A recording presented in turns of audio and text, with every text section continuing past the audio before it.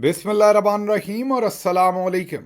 2 जून पाकिस्तान में मंगल की सुबह आसिम मुनीर्स डिफेक्टो फॉर्म 47 मिलिट्री राज डे 185। अब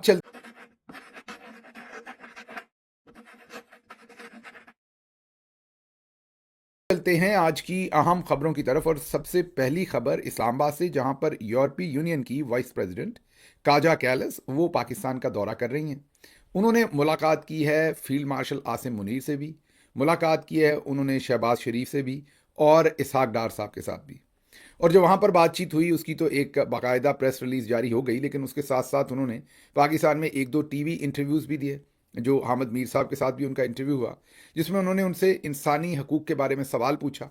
तो जो काजा कैलस हैं उन्होंने ये जवाब दिया कि यूरोपीय यूनियन ये समझता है और चाहता है कि पाकिस्तान के अंदर जो इंसानी हकूक़ की सूरत हाल है उसको बेहतर करे, क्योंकि पाकिस्तान जो है वो बेनिफिशरी है जीएसपी प्लस जो स्टेटस है, जिसकी वजह से पाकिस्तान को एक्सपोर्ट करते हुए जो यूरोपियन मंडियां हैं उनमें कुछ ना कुछ प्रेफरेंस मिलती है या फ़वाद मिलते हैं, टैक्स की छूट मिलती है, बाकी कुछ मराहत मिलती हैं।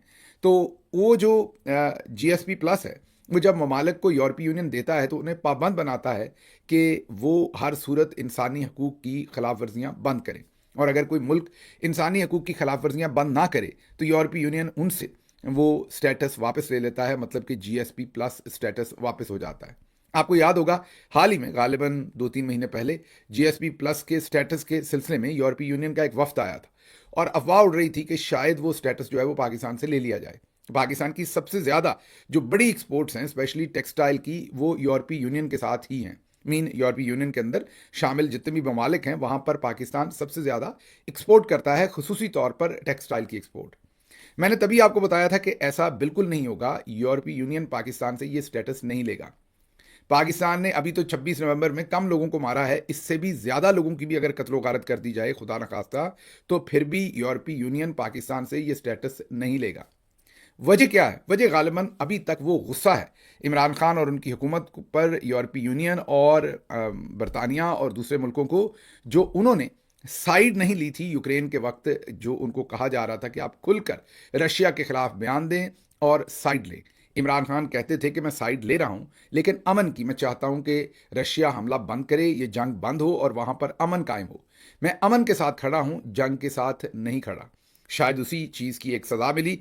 और उसके बाद अगर आप गौर करें तो जब से ये हुकूमत गिरी, मुतअद्दद खबरें आई, ड्रॉप साइट ने उसके ऊपर अपनी इन्वेस्टिगेटिव रिपोर्ट्स जारी की, बताया कि किस तरीके से पाकिस्तानी फ़ौज ने खुफिया तरीके से असलहा बेचा, गोला बारूद बेचा, और ये भी नहीं पता कि वो पैसा कहाँ आया। बहुत सारे ड्रॉप साइट और दूसरे जरीदे ये दावा करते हैं कि शायद दुबई में किसी अकाउंट के अंदर वो पैसा पार्क कर दिया गया, वो पता नहीं पाकिस्तान पहुंचा नहीं पहुंचा। कम से कम पाकिस्तान की जो बुक्स हैं, जो पाकिस्तान का रिकॉर्ड है, जो पाकिस्तान के स्टेट बैंक के सारे लेने देने हैं, उनमें वो पैसा नहीं आया। कोई कहता है $900 मिलियन की वो शिपमेंट थी और कोई कहता है उससे भी कहीं ज़्यादा।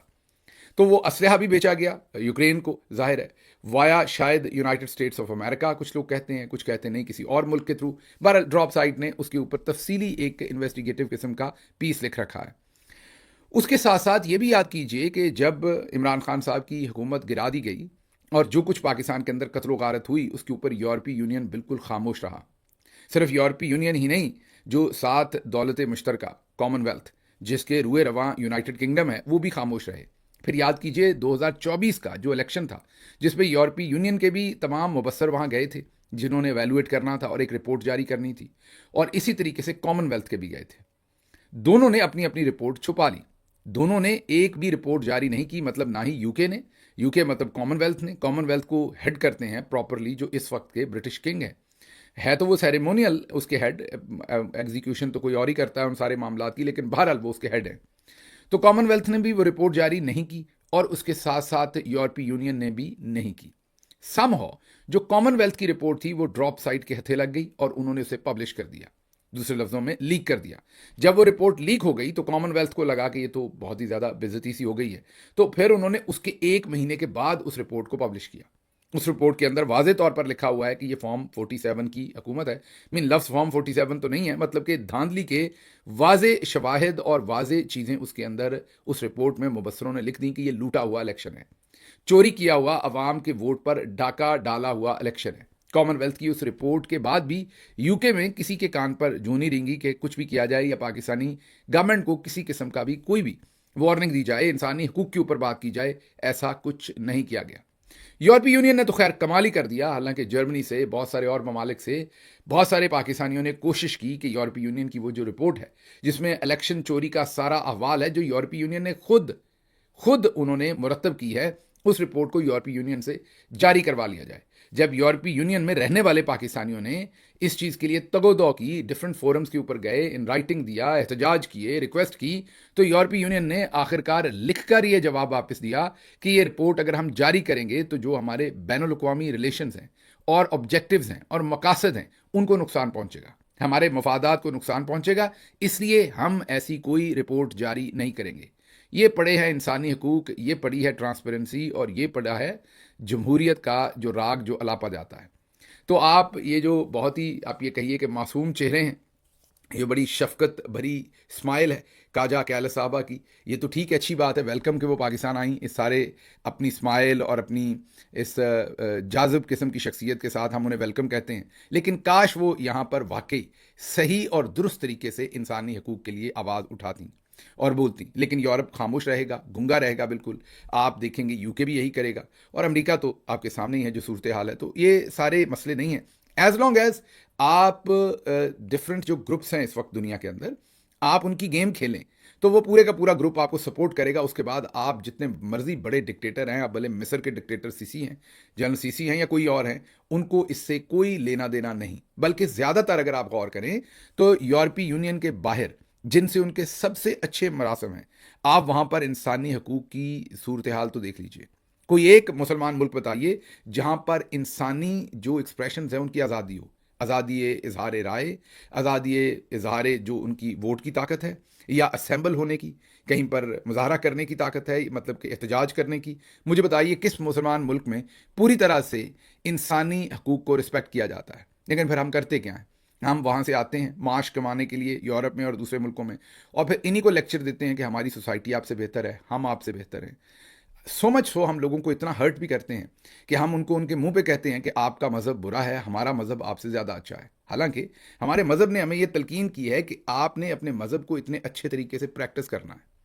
हमारा मज़हब जो है वो वे ऑफ लाइफ है, और वे ऑफ लाइफ का मतलब है कि दूसरे का एहतराम करना। वे ऑफ लाइफ का मतलब ये कि दूसरे के लिए आसानियां पैदा करना, ताकि आपके किरदार को देख के कोई आपके मज़हब की तरफ माइल हो।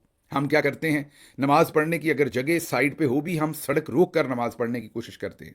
पता नहीं उससे हम क्या साबित करना चाहते हैं। कई जगहों पर मैं ये देख चुका हूँ। हम आमदोरफ्त को रोकते हैं, हालांकि ये हमें कहीं इजाज़त नहीं है इस्लाम के अंदर।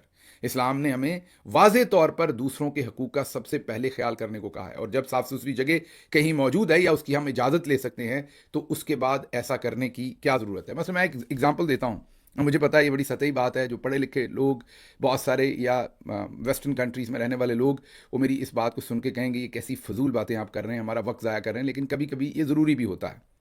अमेरिका में एक बहुत बड़ी मल्टीनेशनल कंपनी, उसमें मेरे एक दोस्त बहुत ही सीनियर पोजीशन पर थे, वो अमेरिकी थे, बिन पाकिस्तानी नहीं थे, दूसरे उर्फ़े आम में जिन्हें हम गोरा कहते हैं वो गोरे थे। तो उन्होंने मेरे से एक वाक़या जब मैं पढ़ाता था यूनिवर्सिटी में शेयर किया कि मैंने अपना जो टेन्योर था उसमें जितने भी मेरे मुसलमान एम्प्लॉई थे उन सबको कहा कि आप ऑफिस में ब्रेक लिया करें और नमाज़ पढ़ा करें। उन्होंने कहा कि उन्होंने नमाज़ पढ़नी शुरू की और जो बाथरूम होते थे वो बाहर तक गीले होना शुरू हो गए, मीन पानी बाहर तक आना शुरू हो गया। तो फिर मैंने मजबूरन वो जो ब्रेक थी उसको बंद कर दिया और कहा कि आप बाहर एक जगह बना देते हैं बिल्डिंग के साथ, वहाँ पर आप नमाज़ पढ़ लें और वहाँ वज़ू कर लें। तो मेरा कहने का मतलब ये है कि जब हमें कहीं पे भी आज़ादी मिलती है किसी माशरे में भी, तो हमने उसको इस तरीके से इस्तेमाल करना है कि वो लोग हमारी तरफ माइल हों, हमारे मज़हब की तरफ। हमारा किरदार, हमारी इंटेग्रिटी, हमारा उनके साथ रवैया इतना अच्छा होना चाहिए कि वो कहें कि वाकई इनके मज़हब ने इनकी बहुत अच्छी तरबियत की है। और दूसरी बात, जब भी आप कहीं पर भी किसी के घर जाएं, किसी के होटल में जाएं, कहीं भी जाएं, आप बाथरूम इस्तेमाल करते हैं तो बाथरूम से निकलते हुए ऐसा ना लगे, माजरत इस लफ्ज़ पर, कि यहाँ से कोई गधा निकल के गया है। उसको मुकम्मल आपने खुश करके जाना है। अगर पानी के छींटे बाथरूम के ऊपर पड़े हुए हैं तो आप गंदे इंसान हैं। वो कहेगा नहीं आपको मेज़बान, या घर वाला कहेगा नहीं, या होटल वाला कहेगा नहीं, या किसी के दफ्तर में आप गए वो कहेगा नहीं। ऐसा नहीं होना चाहिए कि जिस सिंक पर आप मुंह धो रहे हैं सब तरफ पानी है। और अगर ऐसा हुआ है तो फिर टिश्यू पेपर, कपड़ा लेके उसको खुश्क करके जाइए अच्छी तरह से। ये ना हो कि आपने पाँव धोए हैं तो नीचे तक सारा पानी टपक रहा है, सब आपने पानी कर दिया है, ऐसा लगा है कि जुलाई का महीना है और कहीं सैलाब आ गया है, या कहीं मैंने जैसे आपको कहा है कि कोई ऐसा खूबसूरत किस्म का हाथी घुसाया है बाथरूम में कि उसने जल थल कर दिया हर तरफ। तो ये कुछ छोटे छोटे आदाब हैं जिनको हमें सीखना है जब हम इंटरनेशनली दुनिया से मिलते हैं। आई डोंट नो ये मौजू कहाँ से आ गया, बड़े दिनों से मेरे जहन में था कि आपसे ये बात करनी है, लेकिन ये कहीं से मेरे जहन में मौजू आ गया। तो ये पाकिस्तान में भी अगर आप रहते हैं तो वहाँ भी आपने इस चीज़ का ख़ास ख्याल करना है कि जब आप बाथरूम इस्तेमाल करने जाएं तो वो जितना साफ़ सुथरा आपको मिले उतना ही देना है। अब इसका मतलब ये नहीं कि पहले गंदा मिले तो आपने उसको डबल गंदा करके वापस देना है कि हमें साफ़ सुथरा नहीं मिला। बहरहाल आगे बढ़ते हैं, अगली खबर आपके सामने रखते हैं। तो ये क्लियर हो गया हमें कि ये दुनिया के अंदर ये जो बहुत ही आला मेयार और आला बातें कई सारी हैं, ये जमहूरियत और दूसरी सारी जो चीज़ें हैं, ये अपने अपने फ़ायदे की हैं। अगर फ़ायदा मिल रहा है तो धड़ाधड़ जमहूरियत के हम जो पाबंदियां भी लगाएंगे, उनके उनके पैसे भी फ्रीज कर देंगे, उन पर सफरी पाबंदियां भी लगाएंगे, सब कुछ। लेकिन अगर वो मिलके हमारी गेम खेल रहे हैं उस मुल्क वाले, तो फिर वो जो मर्जी अपने मुल्क के अंदर जितने मर्जी बंदे मार दे, हमें कोई लेना देना नहीं। यही सूरत हाल अनफॉर्चुनेटली इस टाइम जो कॉमनवेल्थ और यूरोपीय यूनियन करते हुए नजर आ रहे हैं। आगे बढ़ते हैं जी। गिलगित बल्तिस्तान के नौजवानों को मुझे बहुत करीब से देखने का एजाज़ है। ये कंवर दिलशाद साहब जो पाकिस्तान के मिलिट्री जनरल्स के बहुत करीब समझे जाते हैं। अच्छा, जितनी देर मैं ये खबर पढ़ता हूँ या बताता हूँ उतनी देर आपने करना ये है कि ये स्क्रीन के ऊपर साथ साथ वीडियो देखनी है। ये वीडियो जो है ये गिलगित बल्तिस्तान में, गिलगित में जो लाइट इन्फेंट्री है उनकी एक मैस है। आपने देखना है कि माशाल्लाह कितनी खूबसूरत जाज़बे नज़र पुरतकल्लफ किस्म की मैस है। आपने देखना है कि इवन जो दरख्त लगे हुए हैं उनकी भी हाइट कितनी है वो भी लिखा हुआ है, उनकी तारीख भी लिखी हुई है, हर तस्वीर में तारीख लिखी हुई है। और आप यकीन कीजिए, पाकिस्तान के, आपको अब हंसी आएगी लेकिन पाकिस्तान के कम से कम 30 से 40% घराने ऐसे होंगे जहां सालगिरह मीन बच्चे की जो बर्थडे है वो भी माँ बाप को पता नहीं, वो यूनियन काउंसिल से पता करते हैं। और यूनियन काउंसिल का जो चौकीदार होता है वो महीने के सारे बच्चों की इकट्ठी ही बर्थडे मीन उनका बर्थ सर्टिफिकेट का डाटा रजिस्टर्ड करवाता है यूनियन काउंसिल में। और जहां उसका जो दिल करे, जो खाना उसको सेट लगे, उसमें वो आपकी बर्थ डेट जो है वो डाल देता है। तो वो मुल्क जहां पर लोगों को अपने पैदा होने की तारीख का 30% लोगों को नहीं पता कि वो कब पैदा हुए, लोगों को अपनी हाइट का नहीं पता क्या है, वहां पर कम से कम हमारा एक इदारा तो काम कर रहा है ना कि वहां पर दरख्तों की हाइट तक लिखी हुई है। तो माशाल्लाह एक तरफ देखिए कितना ज़बरदस्त सारी गोल्फ कोर्सेज और सब कुछ कितना ज़बरदस्त है, कितनी मैं ये कहूँगा कि मनोरंजन है, कितनी लग्जूरियस आपको सारी चीज़ें मिल रही हैं। उसके बावजूद आप इस पर इक्तफा नहीं करते और लोगों के पास उनका वोट का हक भी रहने नहीं दे रहे। मुझे नहीं समझ आ रही कि जनरल साहबान इससे आगे कहाँ जाना चाहते हैं। मीन इससे ज़्यादा सहूलतें आपने और क्या लेनी है और कहाँ पहुँचना है, चांद पे पहुँचना है, सब कुछ तो है। उसके बावजूद आप लोगों को वोट की जो इज्जत है उनकी वो आप नहीं करना चाहते। अब कंवर दिलशाद जो बहुत ही करीब हैं आप लोगों के, आपको उनकी बात सुननी चाहिए, बुजुर्ग आदमी भी हैं, आपको उनका एहतराम भी करना चाहिए, उनकी बात भी सुननी चाहिए। वो कहते हैं कि मुझे गिलगित बल्तिस्तान के नौजवानों को बहुत करीब से देखने का एजाज़ हासिल है। ये बहुत जज्बाती यूथ है, इन्हें नाराज़ ना करें।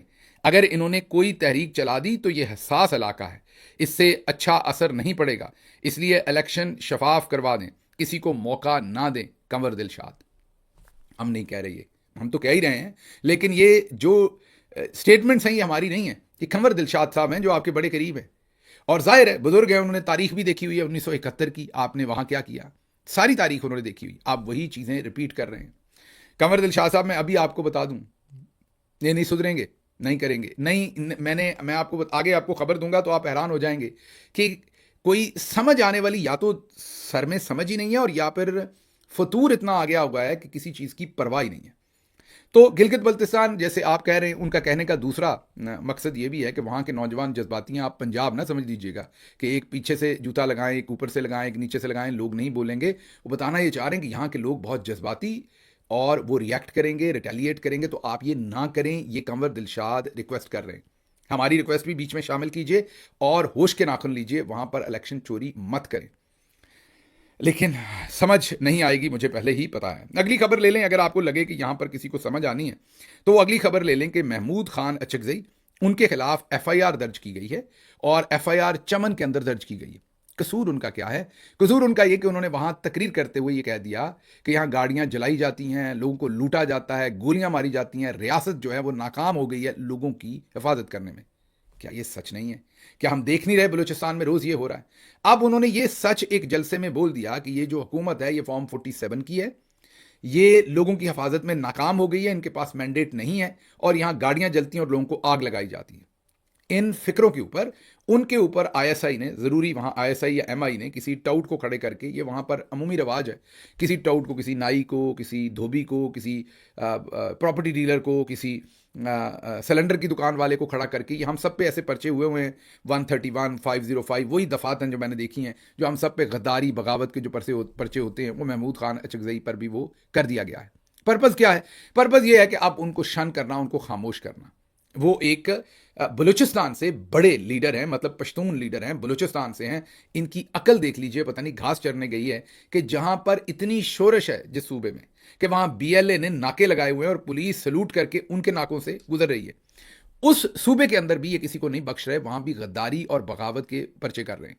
आप महमूद खान अचकजई को गद्दार और बागी कह रहे हैं, जो आपके आइन को मानता है, जो आपके झंडे को मानता है, जो आपकी नेशनल असेंबली के मेंबर हैं, जो वहां पर इस वक्त आपकी नेशनल असेंबली के अपोजिशन लीडर हैं, आप उन्हें गद्दार और बागी कह रहे हैं। तो फिर जो बीएलए वाले हैं, जो वाकई इस वक्त बागी हैं रियासत के, वो महमूद खान अचकजई को कहेंगे कि आपने मजा ले लिया है, ये देख लें हमारी तरह का आपका स्टेटस है, हमने बंदूक उठाई हुई है, आपने आइन की किताब उठाई हुई है, दोनों के साथ एक ही जैसा सलूक है। एनीवेज, आगे चलते हैं। अगली खबर आपके सामने अब रख देते हैं कश्मीर से, और वहाँ भी हालात तकरीबन ऐसे ही हैं। आपको पता है, पिछले व्लॉग में भी बताया कि कश्मीर की जो एक्शन कमेटी है, उनके साथ पहले मुज़ाकरात किए गए, फिर उन्हें धोखा दिया गया। उन मुज़ाकरात में ना हेल्थ का बजट दिया गया, ना एजुकेशन का बजट दिया गया, ना जो बाहर के लोग आके वहाँ इलेक्शन लड़के सीटें लेते, ना उसका कोई हल किया गया। मतलब उनके साथ मुकम्मल धोखा किया गया। और अब जब वो दोबारा उन्होंने एहतजाज की कॉल दे दी उस धोखे पर 9 जून की, तो उनके खिलाफ टिक्कर चलवा रहे हैं कि ये भी शोरश कर रहे हैं, गद्दारी कर रहे हैं, रॉ के एजेंट हैं, ये मुल्क के अंदर अनारकी फैलाना चाहते हैं। इसमें जाहिर है बड़े ही रुए रवां ब्रिगेडियर फाइक, जो कर्नल फाइक थे, जिन्होंने पीटीआई के अंदर बहुत ज़्यादा पेनिट्रेट किया, बहुत सारी खवातीन, बहुत सारे मर्द हजरात, उनकी कठपुतलियाँ हैं, इस वक्त भी मौजूद हैं, मैं सबको जानता हूँ नामों से, जिनके वो भाई हैं, वो कठपुतलियों की तरह उनके लिए काम करती और करते हैं, आज भी बैठे हुए हैं, कुछ लोग ओहदों पर भी हैं, जिनको फाइक साहब ने आप ये कह लीजिए कि पार्टी के अंदर उन्हें इस्टेब्लिश करके ओहदों तक पहुंचाया, और उनके थ्रू फिर पार्टी का जो पूरे का पूरा एक स्ट्रक्चर था उसको तोड़ा, और लोगों की मुखबरियां करवाई, लोगों के बारे में पता करवाया कौन क्या कर रहा है, गिरफ्तार किया, जुल्म किया। ये सारे काम जब उन्होंने पंजाब के अंदर कर लिए कर्नल फाइक साहब ने, तो फिर उनको ब्रिगेडियर बनाकर आज़ाद कश्मीर भेजा गया। लेकिन अब मेरी सोच से बाहर है। पंजाब, एक पहली बात तो कहीं पर भी जुल्म नहीं करना चाहिए, पहली बात तो कहीं पर भी आइन शिकनी नहीं करनी चाहिए। ये तमाम के तमाम जो जराइम हैं, ये जंगी जराइम हैं, और अगर कभी किसी मुल्क में बाकायदा जमहूरियत आ जाए तो ऐसे तमाम लोगों का वही हाल होना है जो आप सबको याद है कि जंग अजीम अव्वल और दोम के बाद बहुत सारे लोगों का हुआ।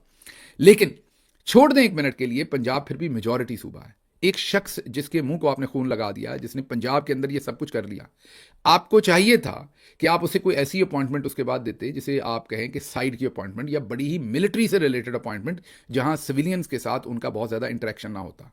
ये करने की बजाय आपने माशाल्लाह से, मैं ये कहूँगा कि आपने हीरे परोए हैं लड़ी के अंदर, कि आपने उन्हें आज़ाद कश्मीर भेजा है। उनको हैवी हैंडेडनेस की जो आदत पंजाब में पड़ी हुई है, मैं पहले कह रहा हूं पंजाब में भी ये करना दुरुस्त नहीं है, लेकिन फिर भी पंजाब आपका मेजॉरिटी इलाका है, कुछ ना कुछ सह जाएगा जो आप करेंगे। जब आप यही हरकतें जाकर आज़ाद कश्मीर में करेंगे, गिलगित बल्तिस्तान में करेंगे, तो पहले ही कंवर दिलशाद कह रहे हैं कि वो जज्बाती, कंवर दिलशाद बड़े बड़े नपे तुले अल्फाज में आपको असल में कोई और पैगाम दे रहे हैं। जज्बाती उन्होंने सिर्फ लफ्ज़ इस्तेमाल किया है, वो इसमें कहना कुछ और चाह रहे हैं, उनके मतलब को समझिए। लेकिन आपने रुकना नहीं है। मैंने जैसे आपको कहा कि आपकी चॉइस देखिए ऑफिसर्स को लगाने की, कि जिस शख्स ने लाहौर के अंदर, पंजाब के अंदर तमाम वायलेशंस की, तमाम जुल्म किए, उसको उठा के आपने आज़ाद कश्मीर लगाया है, ताकि उससे भी ज़्यादा भरपूर हैवी हैंडेडनेस जो है वो वहाँ पर की जाए। लेकिन आप सोचते नहीं कि आज़ाद कश्मीर का क्या स्टेटस वही है? क्या आप उनको जब आप लाहौर में ज़िले शाह का कत्ल करते हैं, तो ज़िले शाह के वालिद का नारा डिफरेंट होगा। वो उस जुल्म को तो महसूस करेंगे, लेकिन ज़िले शाह के वालिद, उनके मोहल्ले वाले वो बात नहीं करेंगे जो कश्मीर में हो सकती है। ये आपको क्यों नहीं बात समझ आती? लेकिन मेरा ख्याल है कि हम बिल्कुल कहीं और पहुंच कर सोचते हैं। बहरहाल, शौकत नवाज मीर जो एक्शन कमेटी के लीडर हैं वहाँ से, जो एहतजाज कर रहे हैं लोग, उन्होंने कहा है कि अवाम 1 महीने का राशन जमा कर ले। मतलब कि उन्होंने इंदिया दे दिया है कि उनके जो मुज़ाकरात किए थे, उनके साथ जो वादे किए थे वो वादे झूठे निकले, पूरे नहीं किए। अब उन्होंने दोबारा मुज़ाकरात अनाउंस किए, फिर एहतजाज अनाउंस किया, फिर उनके साथ बैठ के मुज़ाकरात किए, मतलब वो भी तोड़नी चढ़े। अब उन्होंने अवाम को कहा है कि 1 महीने के लिए राशन बांध लें। याद कीजिए कि पिछली दफ़ा इन्हीं लोगों पर सीधी गोली चलाई गई थी और इनके बेशतर लोगों को शहीद कर दिया गया था कश्मीर के अंदर। अब अल्लाह ना करे कि दोबारा ऐसा कुछ हो। हम आवाम से भी यही कहेंगे कि पुरअमन रहें और आप बिल्कुल अपनी आवाज़ ज़रूर उठाएं, लेकिन पुरअमन रहना है जैसे पहले आप रहे थे। और इनसे भी उम्मीद करते हैं कि ये इंसानों का इस तरीके से कत्ल गारत नहीं करेंगे। कानून के मुताबिक सब कुछ होना चाहिए, जो भी हो आइन के मुताबिक होना चाहिए। किसी किस्म की जो आप ये कह लीजिए कि रियासती ना दहशतगर्दी हो, ना अवाम किसी रियासती अमल के ऊपर ऐसे हमला आवर हो, और ना ही रियासत किसी के ऊपर हमला आवर हो। जो पूरी दुनिया के इंटरनेशनल ह्यूमन राइट्स और कवानीन हैं उनकी भरपूर रिस्पेक्ट वहाँ पर की जानी चाहिए। आगे बढ़ते हैं। शौकत नवाज मीर ने कहा कि मैं एक सवाल पूछना चाहता हूं कि जो लोग ये समझते हैं कि ये जो नशिस्तें हैं इनके खात्मे से मसला कश्मीर मुतासर हो जाएगा, मतलब कि जो बाहर से जाके रावलपिंडी से लाहौर से जाके जो कश्मीरी अब इधर रहते हैं वो वहाँ इलेक्शन लड़ते हैं महाजरीन की सीटों पर, वो कहते हैं कि ये सीटें ख़त्म करने से आप कहते हैं कि मसला कश्मीर मुतासर हो जाएगा। तो जब 2019 में इंडिया ने 370 आर्टिकल वहाँ ख़त्म किया था, तब ये ब्लैकमेलर्स कहाँ थे? तब कश्मीर कॉज को कोई फ़र्क नहीं पड़ा था? तब ये सारे लोग कहाँ थे? तब क्यों नहीं फ़र्क पड़ा आपको कुछ? ये वो सवाल पूछ रहे हैं। आगे बढ़ते हैं जी। जॉइंट अवामी एक्शन कमेटी लंदन ने 9 जून पाकिस्तानी हाई कमीशन के सामने एहतजाज की कॉल दे दी। मेरे ख्याल में तमाम पाकिस्तानियों को इस कॉल में शामिल होना चाहिए। ये एक जमहूरी काम है। अगेन मैं कहूँगा, पुरअमन रहना है आपने, और कानून को कभी हाथ में नहीं लेना, वो लंदन हो या पाकिस्तान हो, और भरपूर तरीके से आवाज़ उठानी है। क्योंकि जब आप पुरअमन नहीं रहते तो असल में आप इनको मौका देते हैं आपके ऊपर मजीद जुल्म करने का। ये बात आपने याद रखनी है। इसलिए पुरअमन रहना है, कोई हुल्लड़बाजी नहीं करनी, कोई चीज़ नहीं फेंकनी, कोई शीशा नहीं तोड़ना, कोई चीज़ नहीं करनी, वरना आपकी जो पूरी की पूरी मूवमेंट होती है उसको हाईजैक कर दिया जाता है, आपको पेंट कर दिया जाता है शिद्दत पसंद के तौर पर। तो आवाज़ उठाइए, मिल के आवाज़ उठाइए, बिल्कुल आपका ये आइनी हक भी है। और मैं ये कहूँगा कि ना सिर्फ आज़ाद कश्मीर के लोग, दूसरे जो शहरी हैं उनको भी उनके साथ खड़े होना चाहिए। जो दूसरे हिस्सों के शहरी हैं मुल्क के, उनको भी साथ खड़े होना चाहिए और उनकी आवाज़ के साथ भरपूर आवाज़ मिला के उनके मुतालबात जो हैं उनके पूरा होने की डिमांड करनी चाहिए। आगे बढ़ते हैं। अगली खबर जो आपके सामने रखनी है वो है पीपल्स पार्टी अब गिलगित बल्तिस्तान में ज़रा थोड़ा सा इस्लामी टच भी इस्तेमाल कर रही है। वो कह रहे हैं कि अगर आप हमें वोट देंगे, तीर पर वोट देंगे, तो आपको सवाब मिलेगा और सीधा आप जन्नत में जाएंगे। क्या कह रहे हैं, सुन लीजिए। रसूलुल्लाह सल्लल्लाहु अलैहि वसल्लम ने फरमाया, अल्लाह ताला एक तीर की वजह से 3 आदमियों को जन्नत में दाखिल करेगा। किताब को वोट देने में सवाब मिलता है तो तीर को वोट देने में भी सवाब मिलता है। क्योंकि तीर भी तो एक काम का आलत था, और ये जो निशान किताब की वजह से सवाब मिलता है तो निशान तीर के वोट देने में भी सवाब मिलना चाहिए। क्योंकि तीर को आप अलैहिस्सलातु वस्सलाम ने जंगी जिंदगी में इस्तेमाल किया, साहबा ने भी इस्तेमाल किया, सुलफ ने भी इस्तेमाल किया, और आखिरी जमाने में मुसलमान फिर उसी चीज को, उसी तीर को इस्तेमाल करेंगे। अब्दुल्लाह बिन अब्दुर्रहमान इब्न अबुल हुसैन रहमतुल्लाह अलैह से रिवायत है कि रसूलुल्लाह सल्लल्लाहु अलैहि वसल्लम ने फरमाया, अल्लाह ताला एक तीर की वजह से 3 आदमियों को जन्नत में दाखिल करेगा। तीर बनाने वाला को, जो बनाते वक्त सवाब के लिए रखता हो, नंबर 2 तीर अंदाज को, नंबर 3 और तीर देने वालों को समझ डाले। सुन लिया आपने। दूसरी तरफ नून लीग ने तो काम ही तमाम कर दिया। मैं कोई मजहबी फतवे नहीं दे रहा, मैं सिर्फ आपको उन्हीं के अल्फाज, मैं उसके ऊपर डिस्कशन तो करूंगा ही नहीं वरना मामला खराब हो सकते हैं, सिर्फ मैं सुनवा देता हूं वो क्या कहते हैं। सुनिए। अल्लाह के बाद जो हस्ती है उसको मियां नवाज शरीफ कहते हैं। अल्लाह के बाद जो हस्ती है उसको मियां नवाज शरीफ कहते हैं। सुन लिया आपने, वो कहते हैं अल्लाह मियां के बाद नवाज शरीफ है। दूसरा नंबर दे दिया अल्लाह मियां के बाद उन्होंने। अल्लाह ही खैर करे, मैं इससे ज़्यादा तो कुछ नहीं कह सकता। अल्लाह ही खैर करे इस बात के ऊपर। आगे बढ़ते हैं। अगली खबर जो आपके सामने वो खैबर पख्तूनख्वा से है, जहां पर अब एक दफ़ा फिर शिद्दत से मामला उठाया जा रहा है मीडिया में कि बंदे किधर हैं। शफी जान ने कल कहा कि हम बिल्कुल पुरसकून हैं, हमारे 75 अराकीन इजलास में मौजूद थे, 75, 5 बैरून मुल्क हैं, 3 गिलगित बल्तिस्तान में हैं, 2 बीमार थे, 2 के यहाँ शादी थी, कुछ लोगों से हमारा राब्ता नहीं हो पाया, सब इमरान खान के हुक्म पर सुहेल अफरीदी के साथ हैं, बजट इजलास बुला लिया है, सब सामने आ जाएगा। बजाय ये बहस होने की आप जर्नल्स की कारगुजारी देखिए। वो कहते हैं ना, इन्होंने आपो अपनी पा दो, उन्होंने बजाय इसके कि पाकिस्तान तहरीक इंसाफ बजट के ऊपर सर जोड़कर बैठ के ये सोचती कि कैसे हमने मिलिट्री जनरल्स को मजबूर करना है कि इमरान खान का इलाज करवाएं, उनकी मुलाकातें खोलें, उनकी बेगम का इलाज करवाएं। आज की डॉन न्यूज की स्टोरी है, ये हम नहीं कह रहे, डॉन न्यूज कह रहा है कि बुशरा बीबी का 20 किलो, जी हां, 20 किलोग्राम उनका वजन बढ़ गया। वो पहले भी कोई ओवरवेट नहीं थी, तो 20 किलोग्राम बढ़ने का मतलब आप खुद ही समझ लीजिए कि उनकी क्या हालत की होगी जेल के अंदर। तो 20 किलोग्राम उनका वजन कम हो गया, ये डॉन लिख रहा है, और उनकी आंखों की बिनाई मुतासर हो चुकी।